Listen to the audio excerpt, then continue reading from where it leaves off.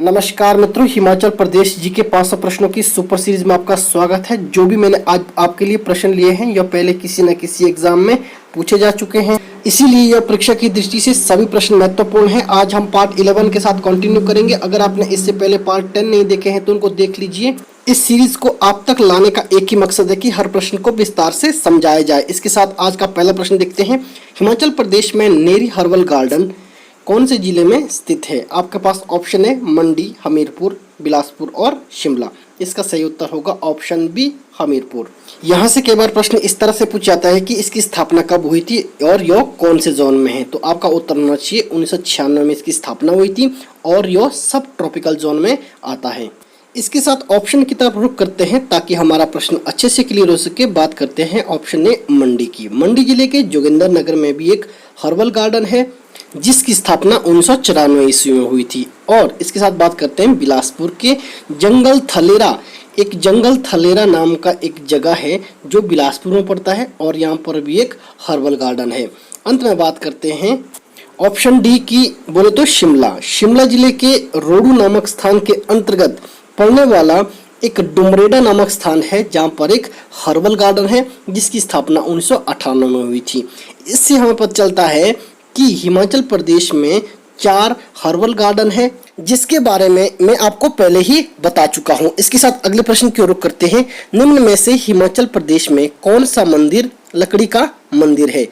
इस प्रश्न का कहने का मतलब यह है कि इनमें से कौन सा मंदिर ऐसा है जो पूरा लकड़ी का बना हुआ है, जैसे शिकारी देवी मंदिर, जाखनी देवी मंदिर, मरिकुला देवी मंदिर और कटासन देवी मंदिर। इसका सही उत्तर होगा ऑप्शन सी, मरिकुला देवी मंदिर। जो मरिकुला देवी मंदिर है यह लाहौल स्पीति के उदयपुर में स्थित है। इसके साथ लाहौल स्पीति का एक प्रसिद्ध मंदिर है जिसको हम त्रिलोकीनाथ के नाम से जानते हैं। इसके साथ हमें यह पता होना चाहिए कि लाहौल स्पीति में सबसे ज्यादा गोम्पा है। लाहौल स्पीति के कुछ प्रसिद्ध गोम्पा हैं जो एग्जाम में बार बार पूछे जाते हैं, जैसे की गोम्पा हो गया, ताबो गोम्पा हो गया, गुरु घंटाल, क्यारदांग गोम्पा, तयूल गोम्पा और डंखर गोम्पा इत्यादि। इसके साथ ऑप्शन को देखते हैं शिकारी देवी मंदिर। जो शिकारी देवी मंदिर है यह मंडी जिले में स्थित है और यह एकमात्र ऐसा मंदिर है जिसमें किसी भी प्रकार की कोई छत नहीं लगी है। इसके साथ अगले ऑप्शन की तरफ चलते हैं, जाखनी देवी मंदिर। जो जाखनी देवी मंदिर है यह कांगड़ा जिले के चंदापुर नामक जगह में स्थित है। अंत में बात करते हैं कटासन देवी मंदिर। जो कटासन देवी मंदिर है यह हिमाचल प्रदेश के सिरमौर में स्थित है और इस मंदिर को राजा जगत प्रकाश ने बनाया था। कई बार इस प्रश्न को एग्जाम में देखा गया है। मंदिर से संबंधी परीक्षा में बार बार प्रश्न पूछे जाते हैं, इसीलिए इस टॉपिक को छोड़कर ना जाएं। इसके साथ अगला प्रश्न देखते हैं, तालाक को लाहौल स्पीति में क्या कहा जाता है? आपके पास ऑप्शन है कुनला, बहुला, जामो या कुपाछा। इसका सही उत्तर होगा ऑप्शन डी, कुपाछा। अगर हम यहाँ पर बात करें कुनला की, जो कुनला होता है यह एक लकड़ी का कटोरा होता है। इसके साथ बात करते हैं बहुला की। जो बहुला है, बहुला से संबंधी कई बार एग्जाम में प्रश्न कुछ इस तरह से पूछा जाता है कि गाय की पूजा किस उत्सव में की जाती है? तो आपका उत्तर होना चाहिए बहुला उत्सव में। अंत में बात करते हैं जामो की। जो जामो है यह एक किन्नर लड़की होती है जो बौद्ध भिक्षुणी बन जाती है, उसको जामो के नाम से पुकारा जाता है। इसके साथ अगले प्रश्न की ओर रुख करते हैं, हिमाचल प्रदेश के लाहौल स्पीति में देसी शराब को किस नाम से जाना जाता है? आपके पास ऑप्शन है धांती, छांग, शापरा और नामखन। इसका सही उत्तर होगा ऑप्शन बी, छांग। कुछ लोग यहाँ पर ऑप्शन ए उत्तर दे रहे होंगे धांती। तो आपकी जानकारी के लिए बता दूं, जो धांती है यह भी एक देसी शराब है जो हिमाचल प्रदेश के किन्नौर जिले में बनाई जाती है। अगर हम बात करें शपरा की, जो शपरा है यह एक गांव है और यह गांव बर्तन बनाने की कला के लिए बहुत प्रसिद्ध है। तो आपने मुझे कमेंट बॉक्स में बताना है कि हिमाचल प्रदेश में शपरा गांव कहाँ पर स्थित है। इसके साथ अगला ऑप्शन देखते हैं, नामखन। जो नामखन है यह लाहौल स्पीति में फसल कटाई से संबंधी जुड़ी एक प्रथा है। इस प्रश्न में जितने भी ऑप्शन है यह पहले प्रश्न के तौर पर किसी न किसी एग्जाम में पूछे जा चुके हैं, इसीलिए मैंने ये सभी प्रश्न ऑप्शन के तौर पर एक ही प्रश्न में लिए हैं। आशा करता हूं कि जितनी भी अभी तक मैंने आपको टर्मोलॉजी बताई, इससे संबंधी अगर परीक्षा में प्रश्न पूछा जाए तो आप इसको गलत करके नहीं आएंगे। इसके साथ आज का अगला प्रश्न देखेंगे। हिमाचल प्रदेश के पांवटा साहिब में दशम ग्रंथ की रचना किसने की थी?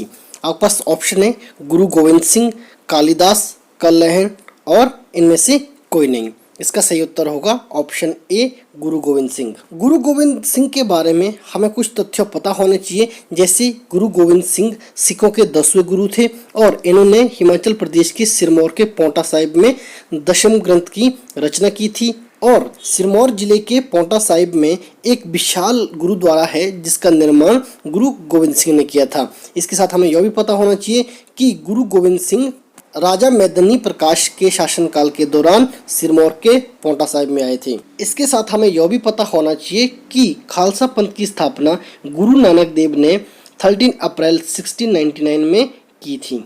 अगर हम यहाँ पर बात करें कालिदास की, और कालिदास का संबंध अगर हम हिमाचल प्रदेश के किन्नौर जिले से देखें तो कालिदास की एक महान पुस्तक कुमार संभव में किन्नर लोगों का वर्णन मिलता है। इसके साथ अगर हम बात करें कलहण की, जो कलहण थे इन्होंने राज तरंगिणी लिखी थी जिसमें जम्मू कश्मीर का वर्णन मिलता है। साथ ही साथ हिमाचल प्रदेश के चंबा जिले के पांगी क्षेत्र का भी वर्णन मिलता है।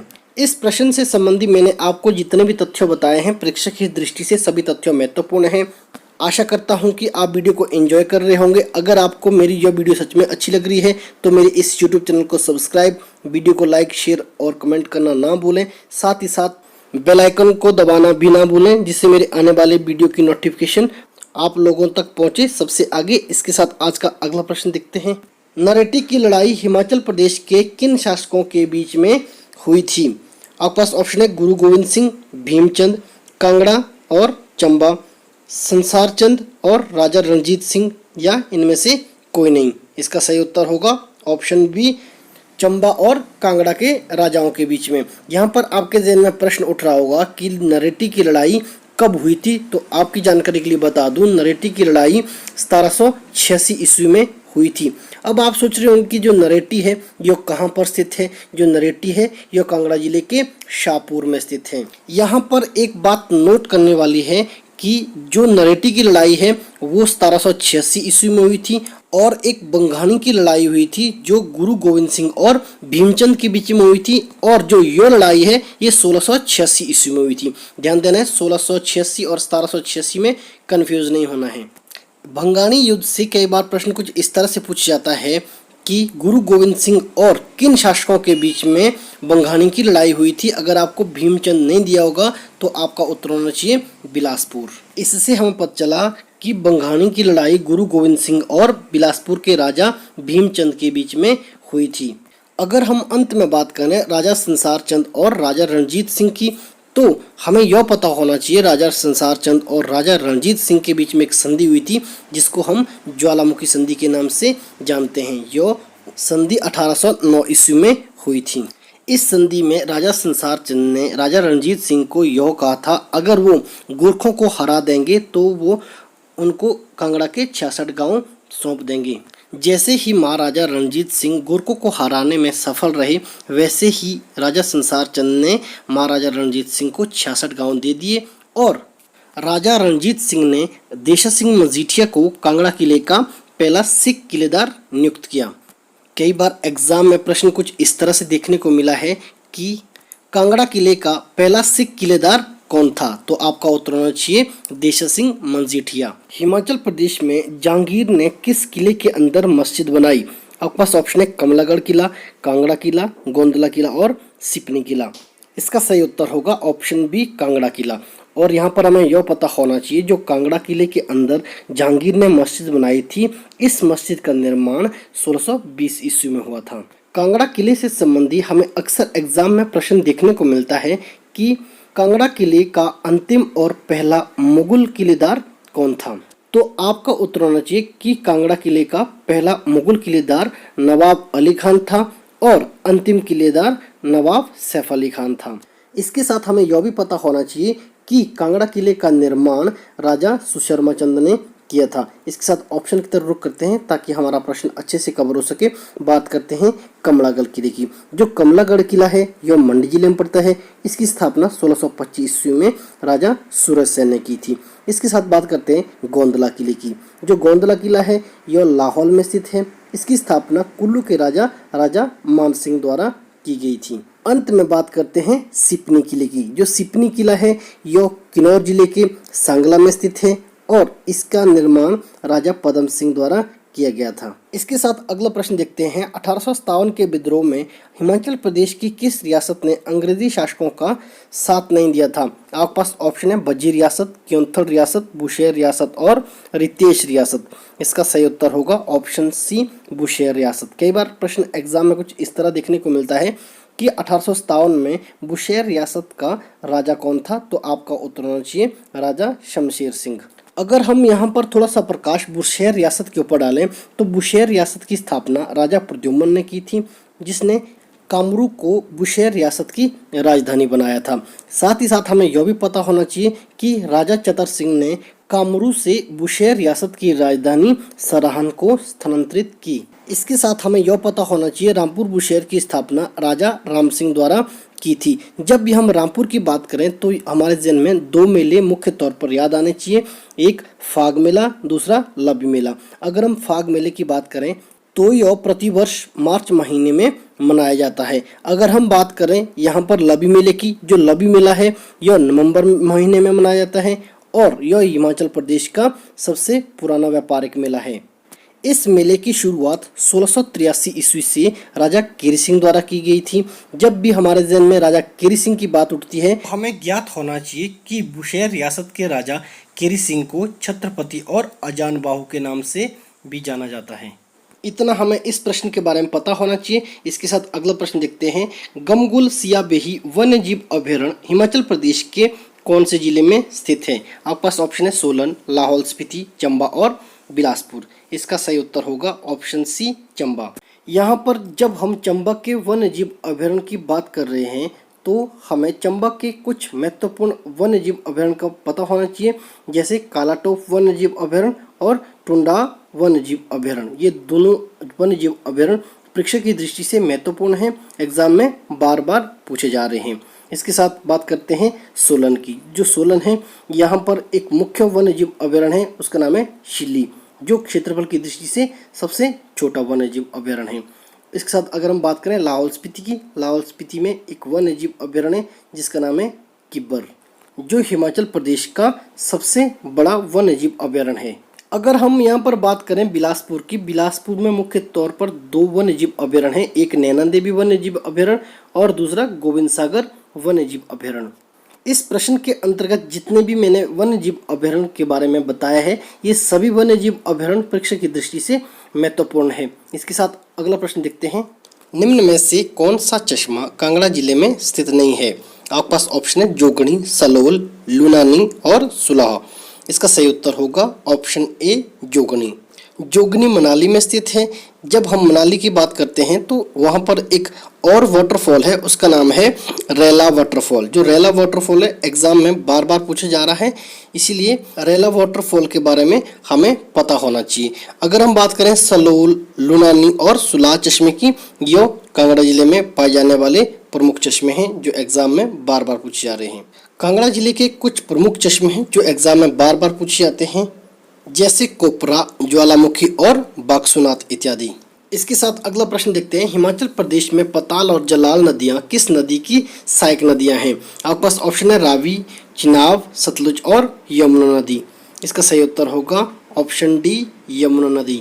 अगर हम बात करें यमुना नदी की, यमुना नदी को वेदों में कलिंदी के नाम से जानते हैं और इस नदी का पौराणिक संबंध सूर्य देवता से है। यह नदी हिमाचल प्रदेश में खादर माजरी नामक स्थान में प्रवेश करती है और ताजेवाला नामक स्थान से हिमाचल को छोड़ देती है। इस प्रश्न में हम यमुना नदी की सहायक नदियों की बात कर रहे हैं, तो परीक्षा की दृष्टि से कुछ नदियां महत्वपूर्ण हैं जो एग्जाम में बार बार पूछी जाती है, जैसे टोंस नदी हो गई, पवर नदी, गिरी नदी, बाटा नदी और मारकंडा नदी। यह सभी नदियां परीक्षा की दृष्टि से महत्वपूर्ण है।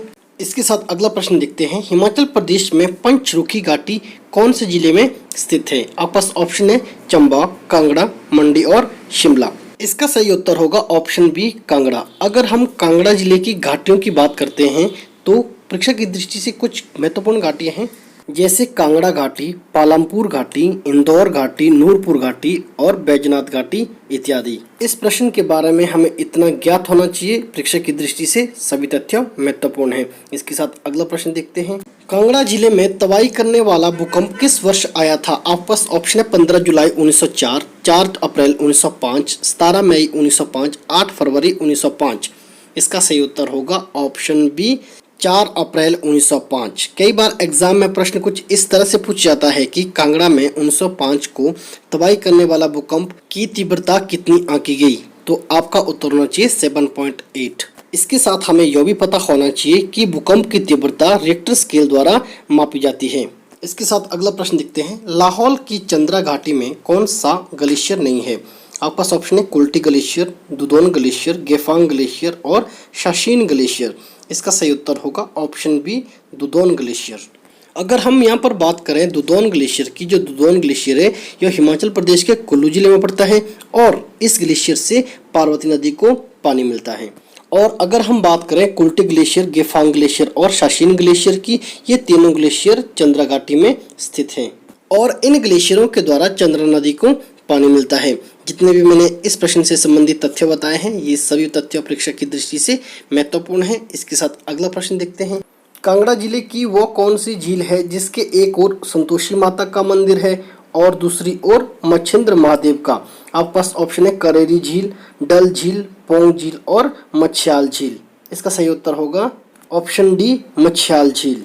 यहाँ पर एक बात ध्यान देना है, जो करेरी झील, डल झील, पोंग झील और मच्छ्याल झील ये सभी झीलें कांगड़ा जिले में स्थित हैं।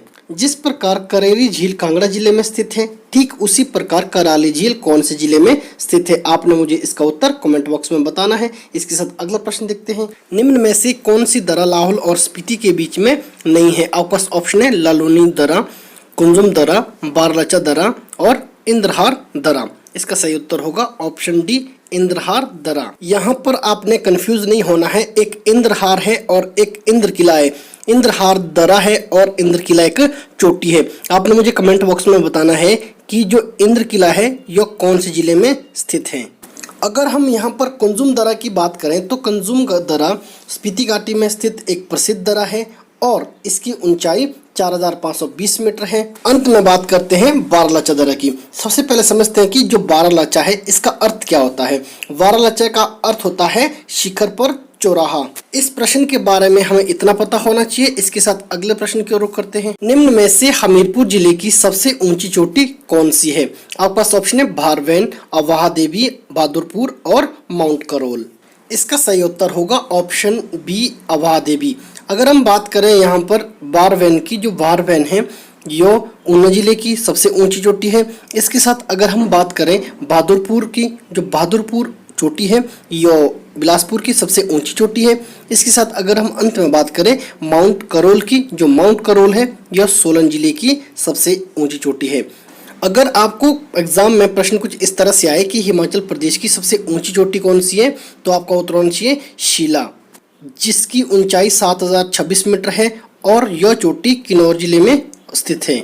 एक बात यहाँ पर ध्यान देने वाली है कि आजकल एग्जाम में चोटियाँ, दरें, झीलें, नदियाँ, वन्य जीव अभयारण्य, मंदिर से संबंधी प्रश्न देखने को मिल रहे हैं, इसीलिए इन टॉपिक्स को अच्छे से कवर करके जाएं। इसके साथ अगले प्रश्न की ओर रुख करते हैं। निम्न में से सुंदरनगर का पुराना नाम कौन सा है?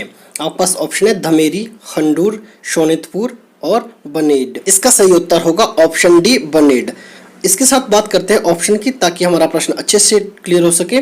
बात करते हैं धमेरी की। जो धमेरी है यह नूरपुर का पुराना नाम है। अगर इसके साथ बात करें हंडूर की, जो हंडूर है वर्तमान में इस नाम को हम नालागढ़ के नाम से जानते हैं। कहने का अभिप्राय यह है कि जो हिंडूर है इसको वर्तमान में नालागढ़ के नाम से जानते हैं। इसके साथ बात करते हैं शोणितपुर की। जो शोणितपुर है वर्तमान में इसको सराहन के नाम से जानते हैं। आपने मुझे कमेंट बॉक्स में बताना है कि माता भीमा काली का मंदिर हिमाचल प्रदेश की कौन सी जगह पर स्थित है। इसके साथ अगला प्रश्न देखते हैं। हिमाचल प्रदेश में कौन सी देवी को सांपों की देवी कहा जाता है? आपके सामने ऑप्शन है महिषासुर मर्दनी, हंडिम्बा देवी, मनसा देवी और हटेश्वरी देवी। इसका सही उत्तर होगा ऑप्शन सी मनसा देवी। आपने मुझे कमेंट बॉक्स में बताना है कि हिमाचल प्रदेश में मनसा देवी मंदिर कौन से जिले में स्थित है। इससे आपको पता चलेगा कि आप किस स्तर की तैयारियां कर रहे हैं। इसके साथ यहाँ पर कंफ्यूज नहीं होना है।